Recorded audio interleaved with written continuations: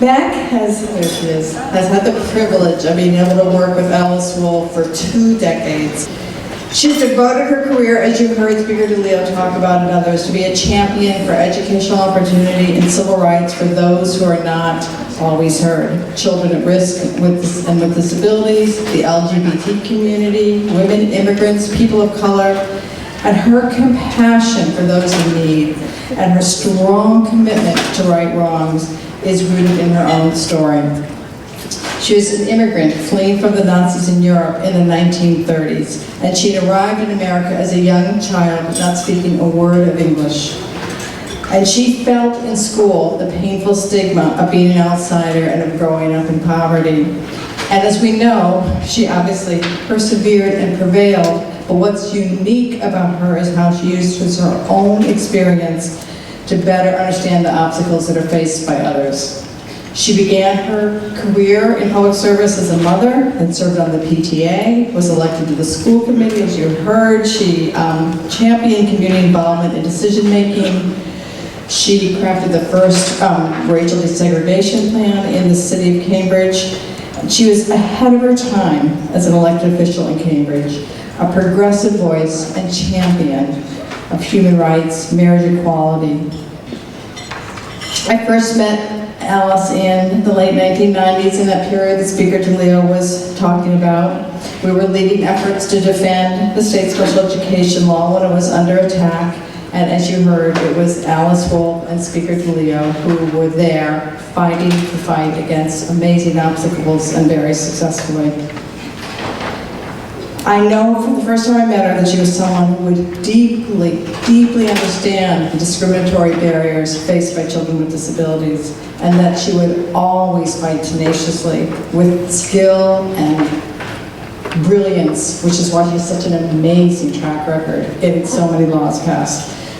Alice will always stand up for what is right and is just, and she's had a huge impact improving educational opportunities for thousands of children in the Commonwealth, as you'll hear from Janine.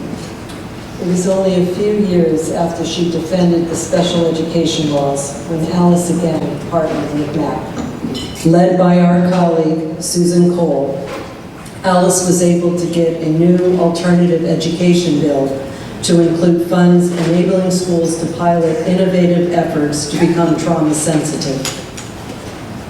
But between the bill being passed and the law being enacted, all of her work was under threat of coming undone. The governor at the time removed the section about trauma-sensitive schools. Alice would not have that. She stood up before the entire House and explained how, because educators misunderstood trauma-related behaviors as willful, that children were actually being hurt and unfairly disciplined. Her call on the House floor to restore the Trauma-Sensitive Schools grant program led to an ovation and unanimous approval, and the Senate followed the lead to revote the language back into the budget. That is leadership. But Alice wasn't done supporting students at risk for being excluded unfairly from school.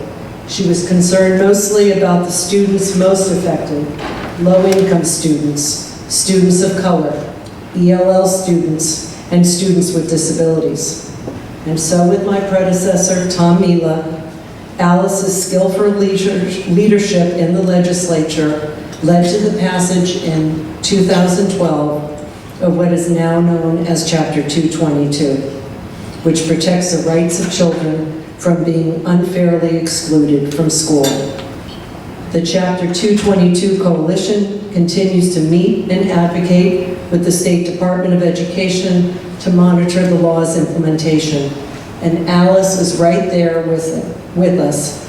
As a senior policy advisor at MAC 2 days a week, she guides the coalition with her wisdom and deep knowledge of public policy to assure that children are protected by the new law. We honor Alice tonight for an extraordinary lifetime of being a champion for our children, a mentor to many who have taken up the mantle of public service, including Representative Marjorie Decker of Cambridge, who is in the room tonight, and who has served as an aide in Alice's office when she was a state representative, and a longtime partner in MAC's disability legislative initiatives. We'd like to ask Representative Marjorie Decker of Cambridge to please come up to the podium. Alice, it is our pleasure to present you this award on behalf of MAC. The award reads, "With pride, we honor the Honorable Alice Wolfe for outstanding civic leadership and a lifetime of dedication to being a voice for the vulnerable among us."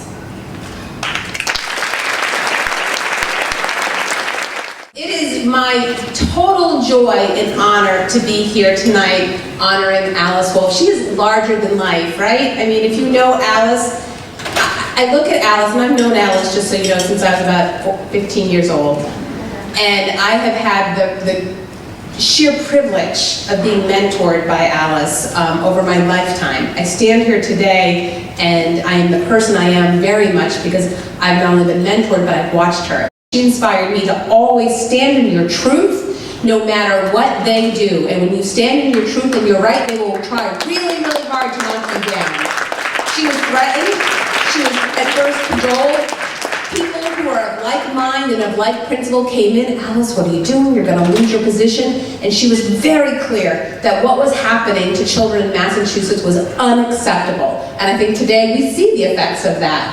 So I just want to say it is a privilege to know Alice, and it is really a privilege and an honor if every one of us can touch half the lives that she has touched and begin to be able to have some of the systemic change that she has made in this world. We will be much better people for it, and this will be a much better world. Alice, I love you, but more importantly, I love who you are and who you have been in this world. We are so grateful that you came to this country. We are grateful that your family chose to come to the United States and chose to make a life here. You have been a symbol of inspiration and perseverance. Talk about perseverance and persistence. We are a better country, and that's not an exaggeration because her work has touched beyond Massachusetts. We are a better country, we are more just, and we are kinder, and we understand what standing in our truth means because of the work that you have done. I love you, I am grateful, and I'm grateful on behalf of the thousands and thousands of people who don't have a voice, who don't have the opportunity to stand in their truth, because you have made it possible. Thank you.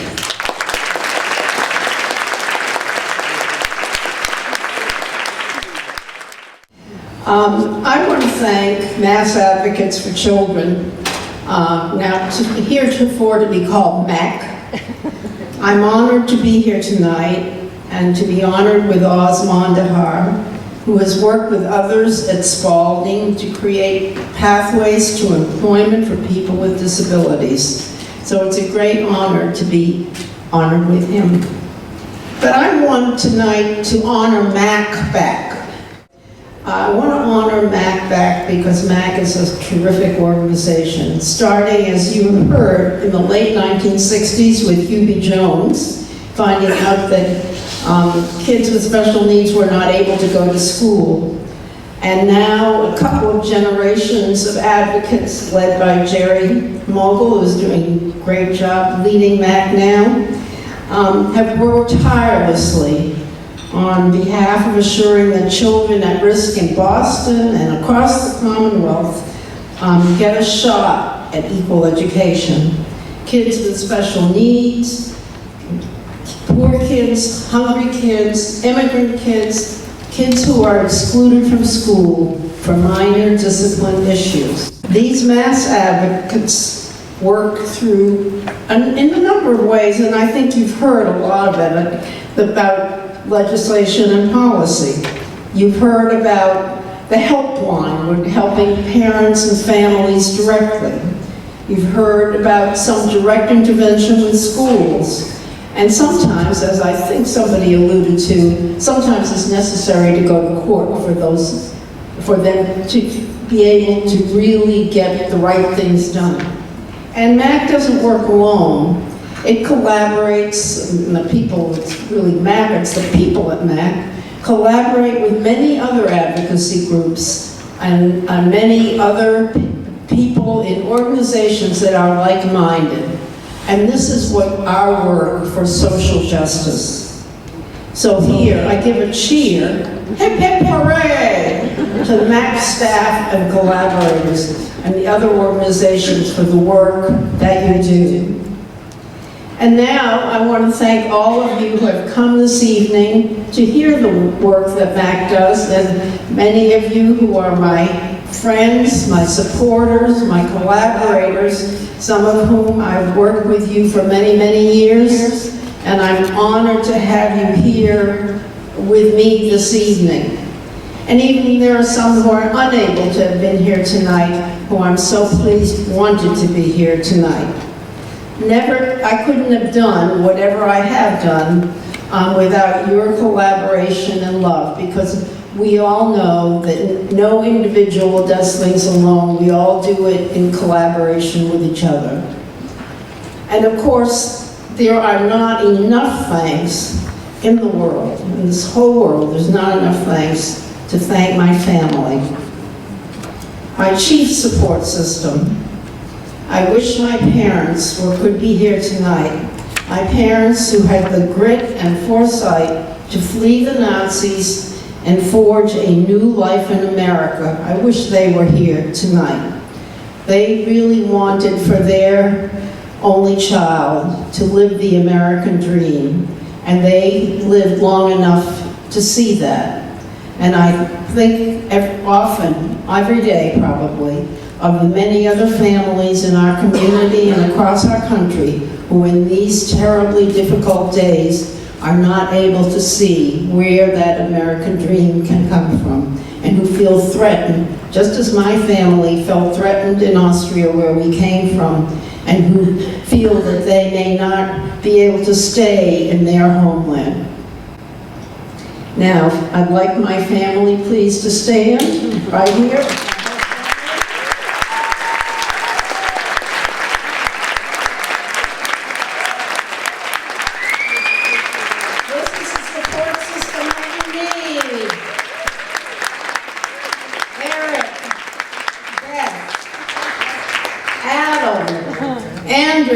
I even wrote it down just in case I might forget somebody's name. Thomas, grandson Thomas, and his wife Trish. Matthew, the youngest and tallest of our family. Marion, my only cousin, and her husband Danny. I wish Kaylee, Patricia, and Brandon could be here too, but I'm thinking of them. And of course, my husband Bob.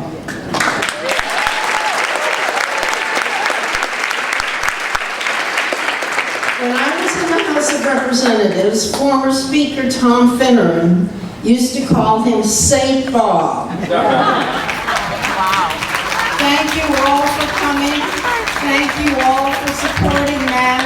And thank you all for supporting me.